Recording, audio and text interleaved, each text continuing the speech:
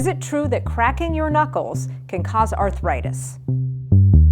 Actually, cracking your knuckles does not cause arthritis. What it actually does is that when you crack your knuckles, you create little air bubbles between the joints, and when you compress on those bubbles, it makes that popping noise.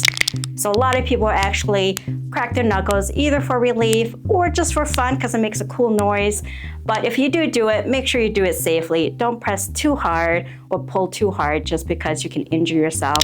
Here's a fun fact. Researchers found about 54% of people crack their knuckles because they like the way it sounds, it feels good, or it's stress reducing, or it's simply become a habit. And as long as you're not in pain, have a crack at it.